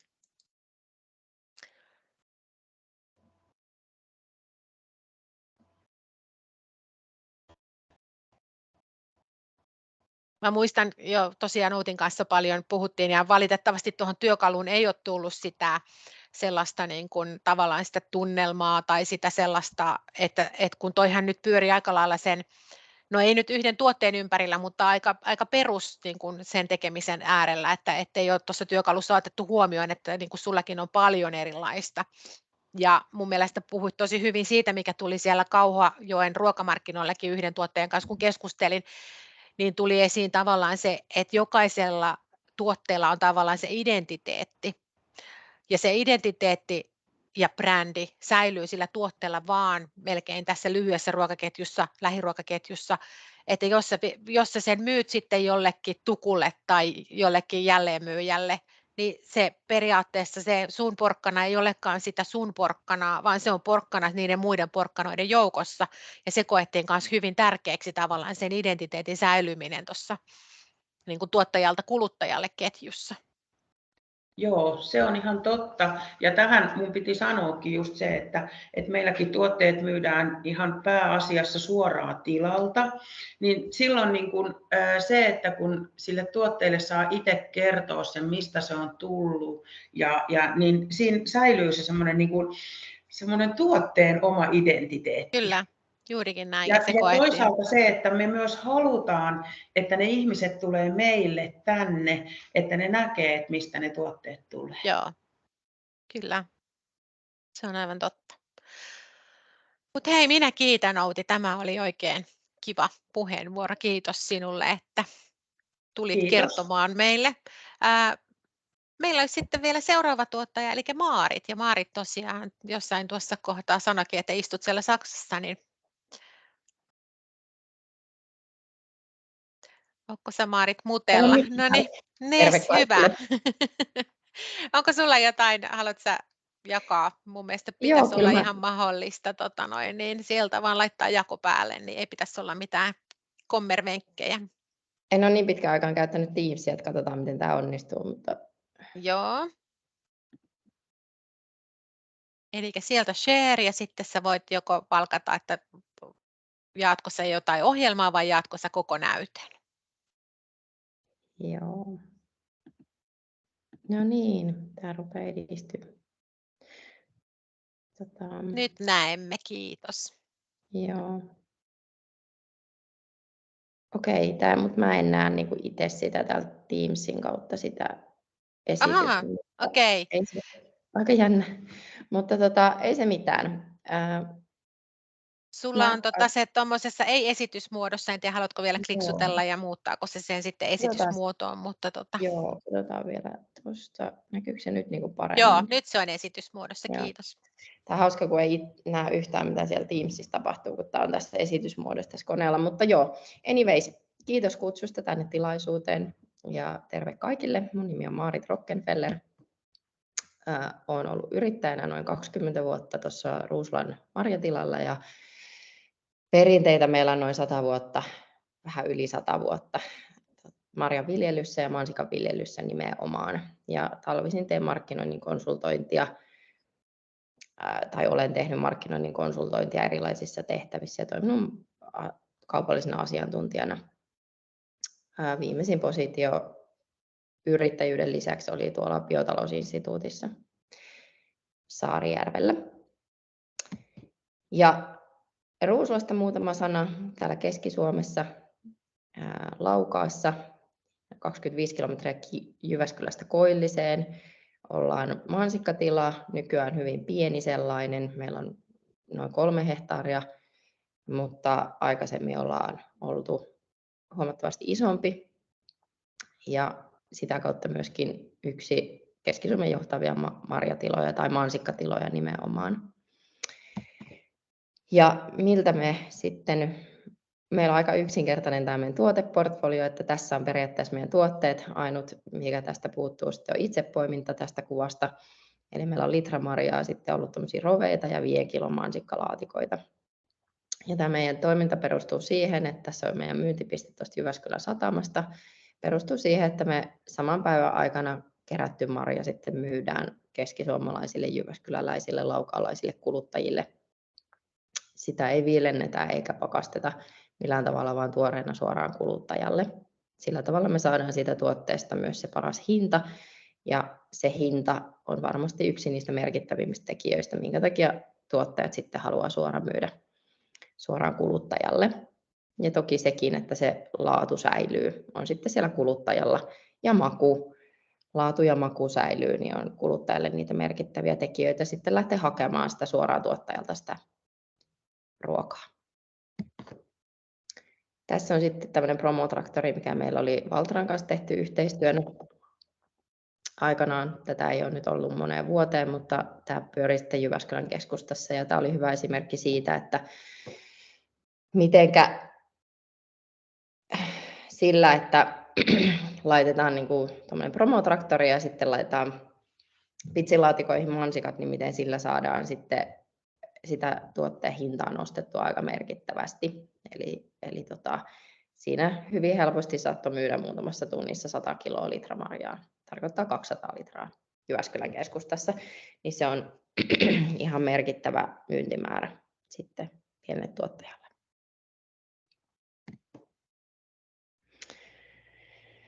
No, mä puhun vähän geneerisemmin tästä, eli mä kävin ne kaikki työkalut jollain tasolla läpi, esimerkiksi analyysityökalu, niin mä en niin kuin sitten lähtenyt sitä hyvin syvällisesti analysoimaan, mutta ne PDF-materiaalit, mitä siellä oli tuolla Agrobridgesillä, niin silloin aikanaan jo kesällä, niin kävin niitä katsomassa ja puhun vähän silleen yleisemmällä tasolla niistä, että mitkä mun mielestä siellä oli mielenkiintoisia. Toki, kuten sanoin, niin kaikki mä en päässyt hirveän syvällisesti tutustumaan ja jotkut saattoi tuntuakin siltä, että kun ei tiennyt, että mitä se lopputulos on, esimerkiksi tämä analyysityökalu näytti nyt tosi mielenkiintoiselta, mutta kun meni sinne sivuille, niin ei välttämättä tajunnut sitä, että mitä siitä sitten lopputuloksena saisi ja sitten ehkä jäi panostamatta niin paljon kuin siihen olisi kannattanut panostaa. Mutta periaatteena siis se, että mä katsoin tuosta white paperista, mikä tässä oli kirjoitettu, tämä asiantuntijaraportti, niin siellä on kuitenkin mainittu se, että tuottajien tavallaan neuvotteluvoima on aika alhainen, että on niin kuin tehostettu sitä, tätä jakeluketjua paljon, että se tuottajien neuvotteluvoima on sitä kautta pienentynyt ja sitten siitä on tullut aika epäreilu ehkä toimintamuoto nykyisessä mallissaan tuottajille tästä elintarvikkeiden jakelusta ja ruoan jakelusta. Mutta ihmiset haluaa yhä enemmän ostaa lähiruokaa, mikä on hieno, se näkyy erilaisista raporteista myöskin. Ja että sille kasvulle on myöskin paljon tilaa ja että tuottajilla on ehkä sitten kuitenkin ne digitaaliset myynnin työkalut vielä niin sanotusti lasten kengissä ja monelle se suoramyynti tuntuu sellaiselta hyvinkin vaikeasti toteutettavalta liiketoimintamallilta, koska se vie paljon aikaa. Se johtaa siihen, että tehdään multitaskingia ja sitten on se väsyminen siinä työssä on sitten hyvin todennäköistä tai mahdollista monille.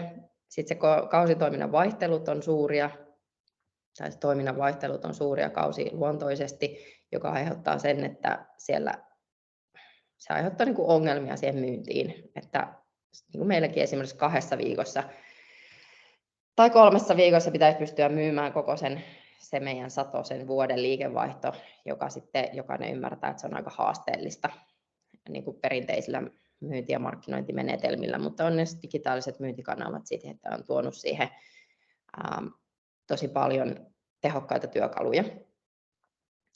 Ja sitten se ymmärrys siitä markkinoinnista ehkä sitten meillä tuottajilla on kuitenkin sitten aika alhainen, koska me olemme tuottamisen ammattilaisia eikä markkinoinnin ammattilaisia.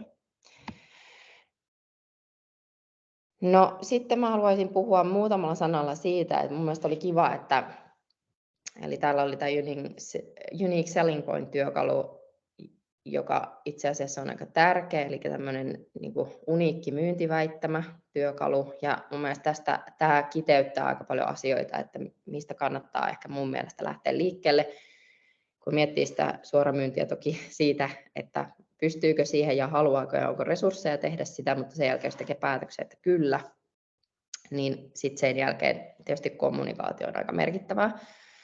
Mä nostin tähän, mä mietin, että missä järjestyksessä mä kerron näitä asioita, mutta mä nostin tähän oman näkemyksen tästä asiasta, että aika isoja asioita tuossa keskellä, visio, missio, strategia, tuntuu kaukaisilta asioilta, mutta ehkä se, että mihin ollaan oikeasti menossa ja mitä halutaan saada aikaiseksi. Se on se, mitä ehkä me tuottajat ensiksi mietitään, kun lähdetään tekemään suoramyyntiä. Sitten meidän pitäisi ymmärtää sitä asiakasta, että mikä siellä on merkittävää, ja tuossa työkalussahan kerrottiin siitä aika kivasti, että mikä asiakkaille on merkittävää. Mä puhun siitä kohta vähän tarkemmin sen työkalun näkökulmasta.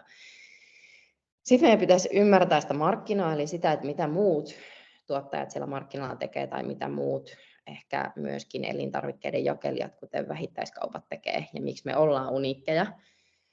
Eli ymmärtää se markkina. Ja sitten meidän pitäisi ymmärtää se, että missä me itse ollaan hyviä, eli se meidän oma ydinosaaminen.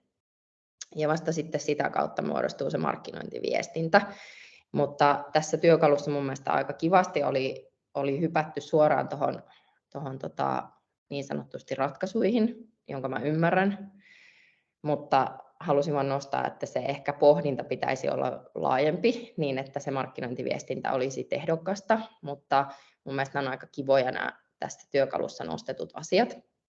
Mutta mä haluaisin muutamalla sanalla sanoa siitä, että toi tuoreus ja laatu ja maku, niin ne on aika keskeisiä asioita, mitä siinä työkalussa oli nostettu esille ja mitä asiakkaat ja mitä mekin ollaan meidän markkinointiviestinnässä nostettu esille. Sitten kuvista ehkä käy ilmi se, että nuo fasiliteetit on hyvässä kunnossa.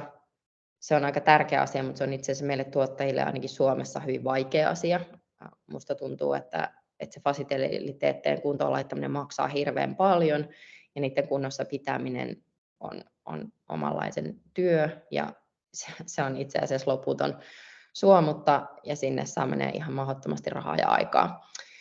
Mutta sitten tässä on kaikenlaisia, täällä on niin kuin primääriviestejä, jotka on niin kuin tuohon makuun liittyviä, mutta sitten täällä on myöskin semmoisia sekundäärisiä viestejä, jotka on sitten, ihmisiä sitten kiinnostaa tietysti pakkaukset ja kuljetukset ja tämmöiset asiat, mutta ne on aina niin kuin tai hyvin monille kuluttajille ne on sitten kuitenkin niitä sellaisia tukevia ostopäätöstä tukevia tekijöitä, että ne ei ole kuitenkaan niitä päällimmäisiä asioita, mitä sitten mietitään. Joillekin ne on niitä, mutta suurimmalle osalle kuluttajista ne on niin kuin sitten vasta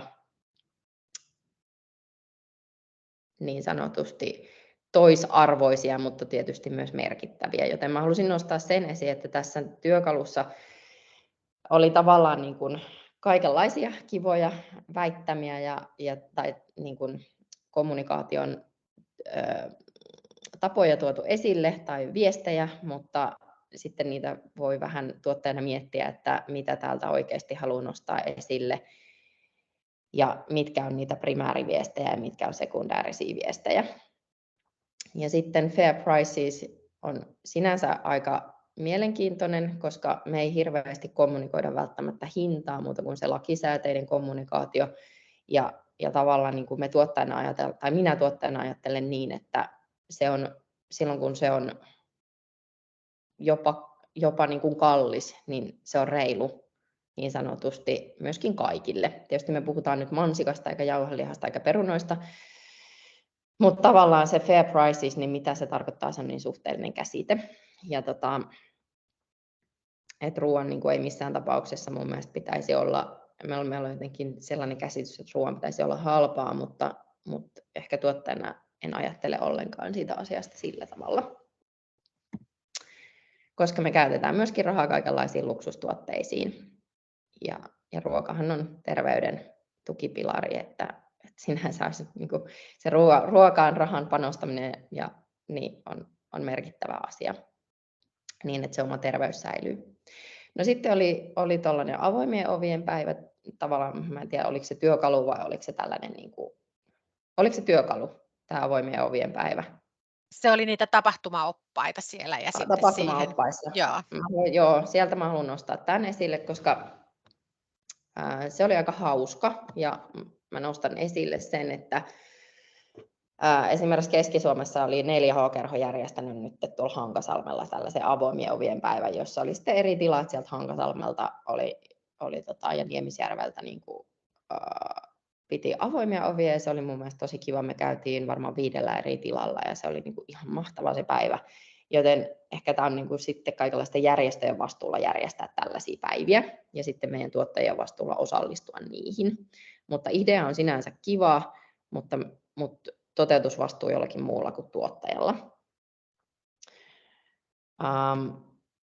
No sitten tuottajan palkitseminen, tästäkin mä nostaisin esille, että tämä oli mun mielestä tosi kiva idea ja mun mielestä se, että esimerkiksi MTK voisi niin tehdä valtakunnallista kampanjaa siitä, että nostetaan aina joku tila esille. Ja kun Kirsi sanoi siitä, että tai sen tuotteiden arvostus tai lähiruoan arvostusta tai tuottajien arvostusta pitäisi nostaa, niin tämä olisi nyt sitten sellainen työkalu, jolla sitä pystyisi tekemään, että tuotaisiin niitä tuottajatarinoita esille ja sitten kerrottaisiin valtakunnallisesti niistä jopa niin kuin ihan maaseudun tulevaisuudessa tai sitten jossakin muissa yleisimispäivälehdissä, koska kuluttajiahan me halutaan niillä tarinoilla tavoittaa. Niin se on tavallaan, niin kuin boostataan niiden tuottajien myyntiä, mutta myöskin tehdään niin kuin kuluttajille tunnetuksi niitä yksittäisiä tiloja, mutta myöskin tarinallistetaan kokonaan sitä maatalouden niin kuin tuotantoportaan tekemistä ja tehdään se näkyväksi tuottajille, mitä se oikeasti se työ sitten siellä ruohonjuuritasolla on.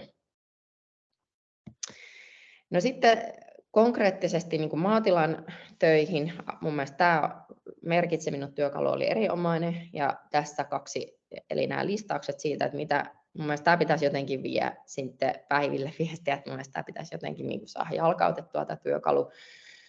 Tämä on jotenkin niin kuin tosi hyvä ja sellainen, että helposti saa käsityksen siitä, että mitä pakkausmerkinnöissä pitäisi olla. Ja sitten olisi kiva, että pystyisi tuollaisen tuoteleipelin tulostamaan helposti jostakin. Niin semmoinen ajatus, että miten se sitten konkreettisesti vietäisiin sinne käytäntöön, että tämmöisen labelin pystyy sitten tulostamaan ISO-standardin mukaisesti, jos sellaisen tarvitsee helposti. Sitten joukkorahoitustyökalu oli mun mielestä aika hauska. Mä en ollut edes ajatellut, miten merkittävä asia tämmöinen joukkorahoitus olisi niin kuin tiloille.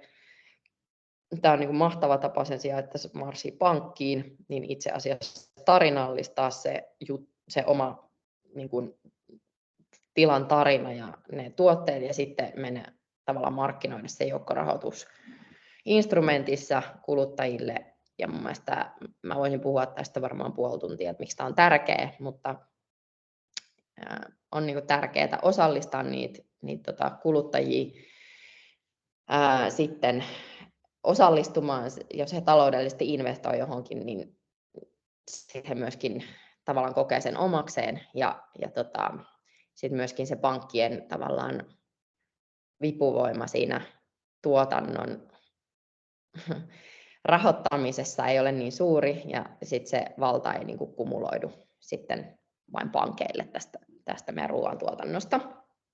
Joten tämä on niin kuin monesta mielestä tosi tärkeä aspekti, jota itse asiassa pitäisi niin kuin mun mielestä tuoda esille meidän kattojärjestöjen kautta merkittävämmin ja tehdä tästä helpompaa. Tämähän on ihan hirveän pitkä matka tehdä tämä tuottajan itse, joten tätä pitäisi niin kuin auttaa tuottajia niin kuin tämän joukkorahoituksen saamiseen, koska se on niin työintensiivinen prosessi. Yhteenvetona, että niissä työkaluissa on paljon hyvää asiaa, mutta se rekisteröityminen sinne niin kuin portaana niihin työkaluihin ei ole mun mielestä kauhean kätevä eikä toimiva, joten sitä pitäisi mun mielestä miettiä. Kynnys siihen, että tuottajat näitä käyttäisi, on varmasti suuri, joten mä näen, että nämä on erityisesti asiantuntijoille tällä hetkellä sopivia, mutta myöskin toki tuottajille, mutta kynnys on suuri. Miten varmistaa niiden jatkokehitys näiden työkalujen niin, ettei ne jää pöytälaatikkoon? Että se on ehkä se suurin, se tuli jo täällä esille monelta taholta, Päiviltä ja Kirsiltä. Mä olen samaa mieltä siitä asiasta. Sitten neuvoasiantuntijoiden rooli siinä, että heille mun mielestä nämä pitäisi jakaa, niin kuin jos on joku sähköpostilista neuvoasiantuntijoista, jotka panostaa niin kuin nimenomaan tähän suoramyyntiin, niin näille neuvoasiantuntijoille nämä pitäisi lähettää tiedoksi nämä työkalut. Ja sitten MTK ja kaikenlaisten kattojärjestöjen rooli tässä jatkokehityksessä ja jalkautuksessa niin kuin jotenkin on kysymysmerkki mulle, että miten se tullaan, teillä on varmasti siihen ratkaisuja. Mutta tuottaja tarvitsee apua kädestä pitäen, ja se on se mun kysymys, jonka mä Kirsillekin laitoin, että miten ne yksittäisten tilojen tarpeet, kun hankkeet on monesti niin yleisellä tasolla, mutta että kun nämä pitäisi jalkauttaa silleen tila kerrallaan nämä asiat, niin siihen pitäisi jatkossa hankkeiden panostaa, että ne on niitä tilakohtaisia toimenpiteitä, että ratkaistaan jonkun tilan konkreettinen suoramyynnin haaste, tehdään jotain kommunikaatioon liittyvää asiaa tai autetaan suoramyyntipisteiden perustamisessa tai järjestetään joku koulutus, joka tähtää siihen, että sitten sen lopuksi tehdään konkreettisia toimenpiteitä. Mun mielestä kannattaa panostaa nuoriin viljelijöihin ja niillä, joilla on jo suoramyyntiä tai digitaaliset suoramyynnin kanavat hallussa. Että suoramyyntihän ja suorat ja lyhyet jakeluketjut eivät ole kaikille tuottajille sopiva tapa myydä. Ja sitten nämä työkalujen tarjoaminen rekotuottajille olisi mun mielestä mielenkiintoista erilaisissa rekoryhmissä. Kiitos.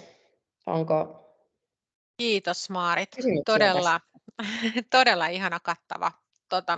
Olet ihaltavasti perehtynyt meidän työkaluihin. Siitä oli jo puhetta tuolla aiemminkin, mutta edelleen ihanasti olet ottanut ne haltuun.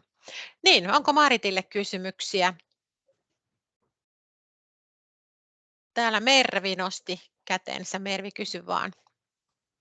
No moikka, mä oon täältä Laitikkalasta vasta alkanut yrittäjäksi ja meillä on siis tämmöinen pikkuinen kasvihuone täällä ja me ollaan tomaattia ja sitten chiliä ja sun muuta ollaan täällä nyt sitten myyty. Ja nyt tänä kesänä sitten tehtiin tähän tämmöinen pikkuinen kioski, missä sitten suoramyyntinä varsinkin noille kyläläisille ollaan hyvin saatu. Ja nyt on alkanut tulla sitten jo muita niin kuin kauempaakin väkiä.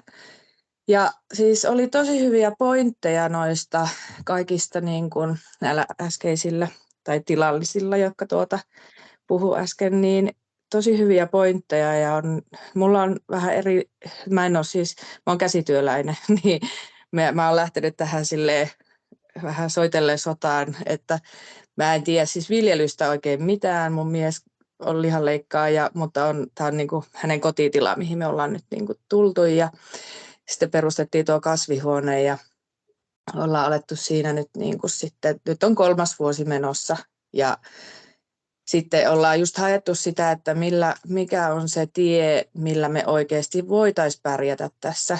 Että tämähän on niin kuin nyt lävähtänyt jotenkin naamalle, että pankkihan tässä on siis semmoinen niin kuin taho, jolta sitten anellaan, että no saisiko nyt lainanlyhennysvapaata, kun on vähän tiukkaa tai kaikkea tällaista, että se pankki on niin kuin tosiaan isossa roolissa siinä, että millä tätä, varsinkin tällä kun ollaan aloitettu tyhjästä ja yritetty niin kuin saada tätä heti niin kuin ihmisten tietoisuuteen ja näin, niin kyllä just sitä apua ehkä siihen, niin, että mitä keinoja niitä on, että mä nyt on muutenkin somen kanssa silleen suht niin kuin sinut ja someen osaan päivittää ja tällainen, että varmaan niin kuin, mulla on vähän helpompi ehkä tulla tänne, mulla on erilaisia, niin kuin mä oon ollut jo yrittäjänä toisella alalla pitkään ja tällainen mä osaan ehkä sitä niin kuin vie vähän eri lailla tätä kioskihommaakin niin kuin sitten mainostaa ja sitten olla ylpeä siitä, mitä ollaan saatu aikaan, kun tuntuu, että moni yrittäjä ei jotenkin ehkä uskalla silleen olla, että no mä oon tämän viljellyt. Tämä on ihan helvetin hyvä makuinen tämä meidän tuote.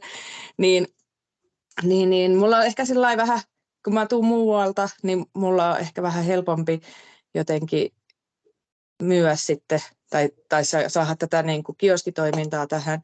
Mutta voin just kuvitella, että sellaiset, jotka on vähän vaikka on ollut koko elämänsä viljelijöitä ja keskittynyt just siihen oikeasti viljelyyn, niin siinä on tosi vaikea kyllä lähteä niin kuin sitten, no nyt täytyy saada asiakkaat tänne meidän tilalle ja mikäs tämä olikaan tämä Instagrami, miten teidät päivitetään ja tällainen, että voin kuvitella, että sitten sellaisilla tiloilla varsinkin tarvitaan sitä konkreettista apua noissa niin kuin. Mutta sitä mä haluaisin vielä siis kysyä, mä harhaudun aina näistä mun jutuista, mutta mulla meni varmaan ohi se, että mikä niin kuin on yleisesti sitten se, paljonko se oikeasti se tilamyynti tulee, ehkä tulevaisuudessa voisi olla meilläkin se niin kuin prosenttiosuus siitä niin kuin vuoden tuotoista, tai sillä lailla, että onko se suoramyynti kumminkin se kaikista kannattavin, että siihen kannattaa satsata siihen suoramyyntiin.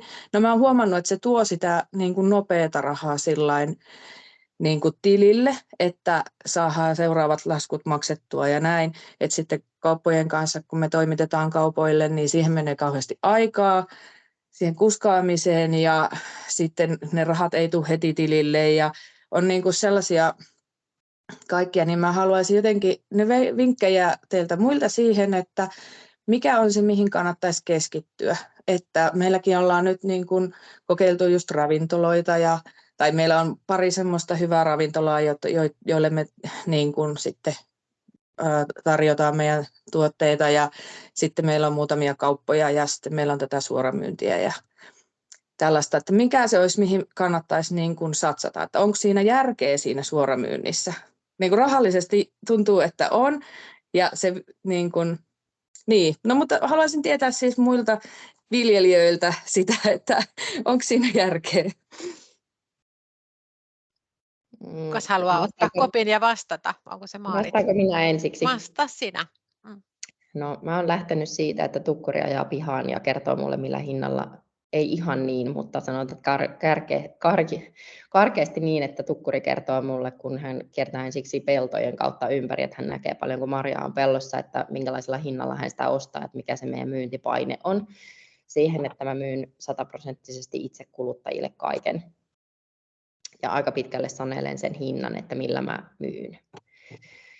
Ja se matka sinne on ollut aika pitkä, mutta mielenkiintoinen. Ja tavallaan se, että jos haluaa sinne suoramyyntipuolelle päästä, niin mun niin kuin tippi, kun olen tämän matkan kulkenut, on se, että hyvä asiakasrekisteri ja sitten tapa kommunikoida asiakkaiden kanssa on aika merkittävä. Niin kuin suoraan asiakkaan kanssa, että pääsee asiakkaan puhelimeen, niin se on aika merkittävä ja pääsee sinne nopeasti niin, että sä pääset silloin, kun sulla on tuotetta, niin sä pääset siellä asiakkaan puhelimeen ja sulla on se myyntikanava on suoraan auki. Niin, että sun ei tarvitse, on se sitten Facebook tai joku muu tapa tai tekstiviesti, jolla sitä tavoitat sen asiakkaan. Niin silloin, kun sulla on tavaraa, niin sä saat sen tiedon sinne asiakkaalle perille, että nyt on tuotetta ja nyt mä haluan tätä myydä. Ja silloin asiakas myöskin yleensä haluaa sitä ostaa. Ja kun sulla on riittävästi asiakkaita, niin kaikkien ei aina tarvitse ostaa. Eli sulle tulee sellainen tilanne, että sulla on enemmän asiakkaita kuin sulla on tuotetta. Niin silloin sä pääset myös hinnoittelemaan sitä tuotetta. No sitten mikä tulee ravintoloihin, niin ravintolat ja kaupat on sitten kiva sellainen, niitäkin kun on riittävästi, niin sitten jos jostain syystä ei se kauppa sinne kuluttajille jostain syystä käy, joka on hyvin harvinaista, jos sulla on niin sanotusti työkalut kunnossa, niin sitten sä semmoisena varaventtiilinä voit myydä sinne kauppoihin ja ravintoloihin. He ei kyllä yleensä sitten halua sitä hintaa maksaa, mitä sä kuluttajalta siitä saat. Mutta sun ei tarvitse jättää käteen niitä tuotteita. Tässä on lyhyesti mun niin kuin vastaus tuohon. Ja sitten jos on tietysti volyymit ihan valtavat, niin sit voi miettiä sitä, että miten sitä jakelua tekee niin kuin eri kanaviin. Mutta harvoin meillä suomalaisilla tuottajilla on niin. Mutta vaikka närpiössä tomaatti, niin voi olla sellainen, että loppuu niin sanotusti ostajat kesken ainakin, jos ei siihen panosta ihan hirveän hyvin siihen jakeluun. Et se pitää sitten ruokaboksi kanssa tehdä yhteistyössä valtakunnallisesti se jakelu tai jotain, jos se haluaa suoraan myydä, jos on niin kuin vaikka satoja tuhansia kiloja tai miljoonia kiloja vuodessa. Thomas tuosta nyt ehti lähteä pois, siis Thomas Nelman, joka on tämän Rekoringin niin täällä Suomessa kehittänyt, mutta mä voisin myös niinku kuvitella, että jos siellä niinku tämmöinen Rekorinki on, niin sen kautta varmasti kanssa. Toki olen kuullut myös sitä, että Reko tuottaa ehkä töitä niiden tilausten niin kuin hallitseminen ja muuta, mutta siis mulla nyt ei ole niin kuin tuottajan näkökulmaa tässä muuta kuin se, mitä olen kuullut nyt tästä ympäriltä, kun olen tätä hanketta tehnyt. Ja vähän samalla linjoilla kuin Maarit, että jos sitä tuotetta on paljon, niin se, että sulla on se varma ostaja sille, niin sehän on niin kuin varmasti se etu, mikä on sille kauppoihin ja tukkuihin tai ravintoloille myynnissä. Mutta se, mitä kanssa olen kuullut, on se, että se mikä sitten niin kuin tuottaa parhaiten on se, että sä myyt suoraan kuluttajalle ja saat siitä tuotteesta sen hinnan, mikä sun mielestä on se sulle kohtuullinen ja reilu hinta. Niin. Mutta tämä on nyt sitten ei tuottajan näkökulmaa, vaan tutkijan korvalla kuulema sitten täältä ympäriltä. Oliko Outilla käsi ylhäällä, oliko Outi vastaamassa tähän jotakin vai? Joo, ihan samaa olen mieltä, mitä komppaan Maarittia just siinä, että päinvastoin jotenkin tuntuu, että tämmöisellä pienellä tilalla, niin ongelma on se, että me ei pystytä tuottamaan niin paljon kuin ihmiset olisi kiinnostuneita. Että tämä on niinku semmoinen, että kyllä kaikki mitä saadaan tuolta pellosta ylös, niin kaikki menee, mutta se, että tietysti se suoramyynti vaatii myös niin kuin aikaa ja energiaa siihen, siihen myyntityöhön ja oikeastaan vähän siihen sosiaaliseen kanssakäymiseen ja että siitäkin täytyy tykätä. Et mä tuonne kirjoitinkin, että kannattaa satsata siihen, mikä on itselle kaikkein niin kuin semmoinen, mikä tuntuu omalta. Koska kaikki ei halua sitä suoramyyntiä, se suoramyynti helposti tulee sinne omalle tilalle ja kun tilan keskus on se, missä myös asutaan, niin halutaanko niitä ihmisiä sitten sinne omaan pihaan ja omiin nurkkiin, niin sekin täytyy aina miettiä, mutta mä itse olen tästä tykännyt, mutta se on aina se, että mistä kukakin sitten nauttii. Ja justiin nuo ravintolat on hyviä siinä mielessä, että justiin tämmöisiä, niin kun, ne on semmoista varmaa sitten, että ne käyttää jauhoja joka kuukausi tai 2 viikon välein, että siellä tulee sit sitä varmuutta niin kuin ympäri vuoden ja tai sitten marjatuotteita, niin se on sitten siihen rinnalle hyvä. Hyvä. Haluaisiko joku muu vielä kommentoida? Onko meillä vielä tuottajia? Kuinka taitaa olla ainakin jokunen paikalla, mutta onko näihin Maaritin ja Outin vastauksiin jotakin lisättävää? Oliko Mervillä vielä kommentti tähän vai? Niin, Mervillä on ainakin käsi pystyssä. Sano vaan Mervi.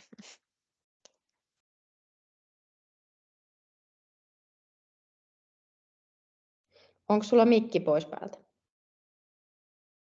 No niin, oli tietenkin. Mä kerkesin jo puhua täällä kauan. Eli niin, että kiitoksia vinkkeistä. Ja nyt niin kuitenkin selkeni se, että tähän suoramyyntiin kannattaa oikeasti niin kuin satsata. Ja hyvin meillä on niin kuin lähtenyt väkiä tähän tulemaankin. Että mun mieshän ei haluaisi ketään tälle tontille, että sitten mä nyt hankin tommosia aitoja aika paljon, että koitetaan vähän rajata sitä, niin kuin, että mihin asiakkaat sitten pääsee, että jos päästäisiin tässä silleen yhteisymmärrykseen, että jonkun verran täytyy ottaa myös asiakkaita sitten tänne tontillekin, mutta niin, siihen mekin varmaan lähdetään nyt sitten sitä kohti ainakin, että saataisiin sitten mahdollisimman väkiä ainakin niin kuin joinakin päivinä tähän tilalle, että ei ihan kaikkina viikonpäivinä. Mutta hei, kiitoksia kaikille vinkkeistä. Joo, ja kiitos kysymyksestä. Ja mä voisin vielä, saanko kommentoida vielä tuon suoramyynnin tapaan? Eli sitten jos ei tykkää siitä suoramyynnistä, niin toki se ei ole kaikille sopiva, mutta sitten jos ei tykkää ihmisistä, jos ei jaksa sitä asiakaspalvelua, niin mä jossain vaiheessa sitten, se kyllä multa luonnistuu, mutta jossain vaiheessa sitten tuntuu siltä, että kun sitä on tehnyt 15 vuotta, niin sitä ei jaksa enää tehdä. Ja sitten mä tulin siihen tulokseen, että välillä kannattaa myös palkata henkilökuntaa siihen asiakaspalveluun. Jos se vaan niin kuin tavallaan kestää se oma tuotannon määrä sen, että se tulee sen verran liikevaihtoa ja tulosta, että pystyy niin kuin henkilön palkkaamaan, niin ehdottomasti sen myyntihenkilön palkkaaminen voi olla ihan mielenkiintoinen. Heitä pitää kyllä sitten kouluttaa hyvin. Eli se, että ottaa vaan kesäharjoittelijaa ja sitten ei kouluta häntä, niin se ei ole ratkaisu, vaan heidät pitää kouluttaa hyvin. Ja sitten kun heidät on koulutettu hyvin, niin yleensä kokemukset on erittäin hyviä. Että suosittelen myös sitä. Vähän omaa lepoa sitten siitä duunista. Kyllä. Yes.